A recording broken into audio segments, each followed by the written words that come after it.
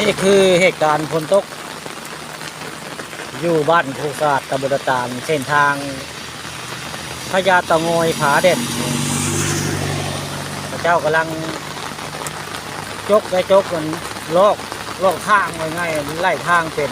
ห้องน้ำ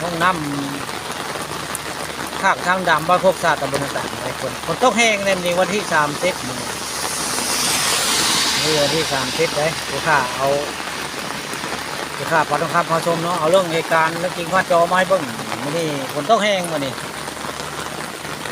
อยู่บ้านโคกศาสตร์ฝนตกแห้งได้มันนี่เจ้ากำลังจกได้ผู้จกกันจกห้องน้ำนี่แหละแล้วก็มีการเทมาลายมือได้นี่บริเวณบ้านโคกศาสตร์ตำบลต่างๆมันนี่มีการเหตุงานกลางฝนตกฝนตกแห้งได้ฝนกันกายได้มันนี่ประมาณ4 โมง 5 โมงได้ฝนตกมันนี่แหละเส้นทางสายเต่างอยผาเด่นถ้าเอาเรื่องจริงพาดจอเรื่องฝนตกมันนี่บ้านโคกศาสตร์วันที่30ฝนตกแห้งก็ตะพวนเลยบ่มีลมนะลมบ่มีมันนี่มีแต่ฝน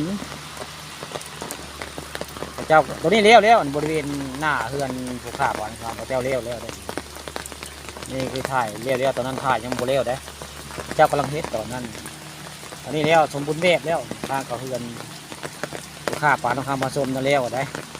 นั่นเลี้ยวหน้าเฮือนด้านข้ากับเจ้าได้เฮือนของนายสว่านเนาะนายสว่านสีทองแสงเลยหน้าร้านค้าเพิ่นกำลังจกอยู่แล้วนี่จะเส้นทางสายเต่างอยผาเด่นหรือว่าพญาเต่างอยไปทางนี้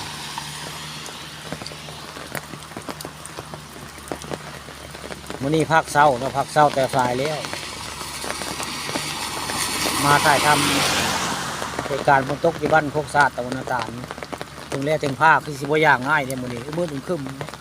ข่าวว่าพายุเข้าเศร้าภาคเศร้าเนาะแต่สายเลี้ยวข้าเอามาให้เบิ่งเรื่องจริงผ่านจอในบ้านโคกศาสตร์ตำบลตาลอำเภอเต่างอยฝนตกแห้งจะได้ฝนตกแห้งพอสมควรมื้อนี้